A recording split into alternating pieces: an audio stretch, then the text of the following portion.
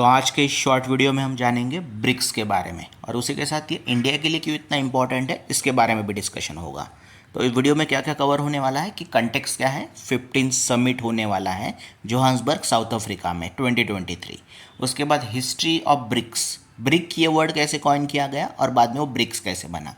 उसके बाद significance of the BRICS, कैसे वर्ल्ड को ये इम्पैक्ट करता है। फ्यूचर प्लान्स क्या है, फ्यूचर ऑफ द ग्रुप, और उसी के साथ ये इंडिया के लिए क्यों इम्पोर्टेंट है। तो स्टार्ट करते हैं। तो 15 समिट जो है ब्रिक्स इस ग्रुपिंग का वो होने जा रहा है 22 टू 24 अगस्त 2023। ये साउथ अफ्रीका के जोहान्सबर्ग में होने वाला है। और यहाँ पे इस जो ब्रिक्स का ग्रुपिंग है that is Brazil, Russia, India, China और साउथ अफ्रीका, ये इनके रिप्रेजेंटेटिव अटेंड करने वाले हैं।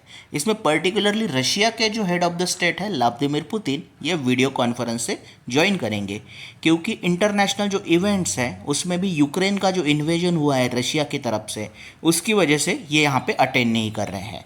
इसके बाद अगर आप देखोगे तो 15 समिट बहुत इंपॉर्टेंट है क्योंकि कोविड-19 का जो पैंडेमिक था उसके बाद इन पर्सन मीटिंग नहीं हुआ है, समिट नहीं हुआ है। तो ये कोविड-19 की वजह से जो समिट एक्चुअली रुके थे उसके बाद का पहला समिट है जो एक्चुअली इन पर्सन होने वाला है। तो ये जो जियो पॉलिटिकल या फिर जियो इकोनॉमिक मूवमेंट है बहुत ही इंपॉर्टेंट है वर्ल्ड के लिए भी और ब्रिक्स के लिए भी। इसी के साथ ब्रिक्स का जो ये समिट है ये रशिया का जो इन्वेजन था, जो उन्होंने यूक्रेन का इन्वेजन किया है, तो उसके बाद का ये पहला समिट है। और वर्ल्ड क्या एक्सपेक्ट कर रहा है सच एज यूनाइटेड स्टेट और यूरोपियन यूनियन कि रशिया को आइसोलेट किया जाए, लेकिन आइसोलेशन वो करना चाहते हैं, लेकिन ब्रिक्स के जो इंपॉर्टेंट मेंबर है सच एज चाइना और इंडिया, ये रशिया के क्लोज है इसमें बहुत ज़्यादा। तो ऐसे केस में ब्रिक्स क्या डिसीजन लेता है, क्या डिमांड करता है, बहुत ज़्यादा इंपॉर्टेंट हो जाता है। और ब्रिक्स को एक तरीके से काउंटर वेस्टर्न स्लैंड की तरह भी देखा जाता है। तो इसलिए 15 समिट ज़्यादा इंपॉर्टेंट है। 15 समिट में और कुछ चीज़ें होने वाली हैं लेकिन ये इसका और एक इम्पॉर्टेंस है।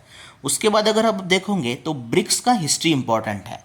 तो ब्रिक्स ये जो वर्ड है, या फिर सबसे पहले वर्ड कॉइन हुआ था ब्रिक और बाद में साउथ अफ्रीका के एडिशन के बाद ये ब्रिक्स बना। तो ये वर्ड किसने कॉइन किया था, जिम ओ नील नाम के एक इकोनॉमिस्ट ने। और उनका कहना था कि ये जो इकोनॉमीज़ है ये फास्टेस्ट ग्रोइंग इकोनॉमीज़ है, चार, ब्राज़ील, रशिया, इंडिया, चाइना, और ये वर्ल्ड को डोमिनेट करेंगे, ग्लोबल इकोनॉमी को डोमिनेट करेंगे बाय 2050। और इसके बाद क्या हुआ कि 2010 में साउथ अफ्रीका को भी ऐड किया गया और ये ग्रुप बना बाद में ब्रिक्स। तो ये कंट्री है जियोपॉलिटिकली सभी कंट्रीज काफ़ी इंपॉर्टेंट है। तो इस तरीके से ब्रिक्स वर्ड बना, ब्रिक आइडिया आया, ब्रिक्स बना और ये ग्रुपिंग बना और उसके कंटिन्यू समिट हो रहे हैं। अभी आपको ध्यान में रखना है कि इसका सिग्निफिकेंस क्या है। अगर आप ब्रिक्स के 5 कंट्री मीन्स वर्ल्ड में टोटल 200 कंट्रीज़ है अराउंड, और वो आपको पता है कि नंबर चेंज होते रहता है, तो उसमें भी 5 ही कंट्री जो है ये लैंड सरफेस आप देखोगे तो ये 26.7% है वर्ल्ड का। तो बहुत ज़्यादा एक्चुअली सरफेस एरिया में, एरिया वाइज भी बड़े हैं कंट्रीज़। और उसी के साथ 41.5 ऑफ द ग्लोबल पॉपुलेशन यहाँ पे है, मीन्स अराउंड 41.5% जो लोग हैं वर्ल्ड के सिर्फ 5 कंट्री में रह रहे हैं। तो ये काफ़ी इंपॉर्टेंट है एक्चुअली इस ग्रुपिंग का, अगर आप जियो पॉलिटिक्स देखना चाहोगे तो। ओके, उसी के साथ अगर आप देखोगे तो इसमें जो ब्राज़ील, रशिया, इंडिया और चाइना है ये वर्ल्ड के 10 लार्जेस्ट कंट्रीज़ है बाय पॉपुलेशन, बाय एरिया और बाय जीडीपी। तो इस तरीके से काफ़ी इंपॉर्टेंट ग्रुपिंग बन जाता है। तो साउथ अफ्रीका यहाँ पे आप काउंट नहीं कर रहे हो। इसके बाद अगर आप वर्ल्ड इकोनॉमिक ऑर्डर की बात कर रहे हो, पॉइंट नंबर 3 होता है हमारे यहाँ पे, BRICS countries shared a common objective of reforming the international financial and monetary system. क्योंकि जो वर्ल्ड बैंक या फिर बाकी जो ग्रुपिंग्स है ये वेस्टर्न वर्ल्ड डोमिनेटेड है, आईएमएफ एंड वर्ल्ड बैंक। तो ऐसे केस में ग्लोबल इकोनॉमिक ऑर्डर को जस्ट बनाना, बैलेंस बनाना, ऐसा इनका एक एम है और ये सभी कंट्री इसके लिए स्ट्राइव कर रहे हैं। तो इस तरीके से भी एक सिग्निफिकेंस है इस ग्रुप का। अगर आप देखोगे सिर्फ इकोनॉमिकली या फाइनेंशियली अगर आप देखोगे तो ये जो 5 कंट्री है, पाँचों कंट्री G20 का भी मेंबर है। उसके बाद अगर इनका कंबाइन नॉमिनल जीडीपी आप देखोगे तो ये टोटल $28.06 ट्रिलियन है नॉमिनल जीडीपी, जो वर्ल्ड का 26.6% होता है। तो ये काफ़ी है 5 कंट्री के हिसाब से। उसी के साथ जब ये आप जीडीपी पीपीपी पे काउंट करोगे, परचेसिंग पावर पैरिटी, तो वो ये 56.65 ट्रिलियन हो जाता है, जो वर्ल्ड का 32.5% है global GDP on the basis of PPP. तो बहुत ही ज़्यादा है एक्चुअली जीडीपी का कंट्रीब्यूशन, आप देख रहे होंगे तो। और इसका पोटेंशियल और भी बढ़ सकता है, ऐसा कहा गया है। उसी के साथ अगर आप इसका फॉरेन रिजर्व देखोगे, इस 2018 का नंबर है एक्चुअली, 4.46 ट्रिलियन यूएस डॉलर है। तो ये भी बहुत ज़्यादा हाई है। उसमें भी इसमें मोस्टली डोमिनेट करने वाला चाइना ही है, आपको पता है। तो इस तरीके से ये ग्रुप का इंपॉर्टेंस है। और भी कुछ इंपॉर्टेंस के लिए, सिग्निफिकेंस के लिए पॉइंट है, जैसे ये एक्चुअली ब्रिज बन सकता है नॉर्थ और साउथ ग्लोबल ऑर्डर के बारे में। तो ग्लोबल साउथ और ग्लोबल नॉर्थ ऐसा ग्रुप है। ये आप जो ब्लू में देख रहे हो, ये ग्लोबल नॉर्थ है और ये डेवलप नेशंस है। और इसमें आपको नॉर्थन कंट्रीज जो है वो मिल रहे हैं, उसमें एक रशिया भी आपको मिलेगा, यूएस भी मिलेगा और यूरोपियन कंट्रीज दिखेंगी। और साथ में भले ही ये जियोपॉलिटिकली मीन्स जोग्राफिकली आपको दिखाई दे रहा है, लेकिन ऑस्ट्रेलिया भी इसका पार्ट है ग्लोबल नॉर्थ का। और ये बाकी जो रेड में आपको दिखाई दे रहे हैं वो ग्लोबल साउथ है, उसमें आपको इंडिया, चाइना और बाकी कंट्रीज़ मिलेंगी, साउथ अफ्रीका भी मिलेगा। लेकिन एक चीज़ है कि ये ब्लू वाले जो कंट्रीज़ है ग्लोबल नॉर्थ के, इन्होंने, ये डेवलप नेशन है। और बाकी सब जो रेड में आपको ग्लोबल साउथ दिख रहा है, ये डेवलपिंग है। और इंटरेस्टिंगली ग्लोबल नॉर्थ ने ग्लोबल साउथ को कॉलोनाइज किया था, तो ये भी पॉइंट है इसमें। और एक इम्पॉर्टेंट चीज़ ऐसी है कि डेवलपिंग और डेवलप नेशन का जो एक्चुअली एक डिवाइड है, उस डिवाइड को ओवरकम करने वाला एक इम्पॉर्टेंट ब्रिज ये ब्रिक्स भी बन सकता है। तो ये भी इसका एक इम्पॉर्टेंट सिग्निफिकेंस है। उसके बाद अगर देखोगे तो G7 जो ब्लॉक है, वर्ल्ड का सबसे पावरफुल ब्लॉक, अभी एडवांस इकोनॉमीज का जो ब्लॉक है, ये G7 माना जाता है। तो एक तरीके से काउंटर वेट ब्रिक्स प्रोवाइड कर सकता है, ऐसा बोला गया है। तो ये भी एक इम्पॉर्टेंट पॉइंट आपको यहाँ पे देखने को मिल रहा है। इसके बाद हम जाएंगे एक्चुअली कि चैलेंजेस क्या है ब्रिक्स को। तो सबसे पहला चैलेंज है एक्चुअली चाइना सेंट्रिक लगता है एक्चुअली ये ग्रुप। अगर आप देखोगे तो चाइना का जो ट्रेड है ये बहुत ज़्यादा है वर्ल्ड में। इवन इंडिया, अगर चाइना का आप एग्जांपल ले रहे हो तो आपको पता चल रहा है कि इंडिया ट्रेड डिफिसिट में है, मीन्स चाइना ज़्यादा एक्सपोर्ट कर रहा है इंडिया में। इसी तरीके से बाकी भी कंट्रीज हो सकती है। इवन अगर आप इनका इकोनॉमी का वॉल्यूम देखोगे तो चाइना का economy is around 36 time more than south Africa. तो चाइना सेंट्रिक ये होने ही वाला है। अगर आप फॉरेक्स की बात कर रहे हो तो इन सभी पांचों कंट्री में सबसे ज़्यादा जो फॉरेक्स है वो चाइना के पास है। इसकी वजह से ये थोड़ा चाइना सेंट्रिक लगता है और ये है भी एक्चुअली। उसके बाद और एक चीज़ देखने को मिली है कि ये इतना इफेक्टिव नहीं रहा है इसके फॉर्मेशन के वास्ते। आपको पता है कि किसने कॉइन किया था ब्रिक वर्ड, ये जिम ओनील ने।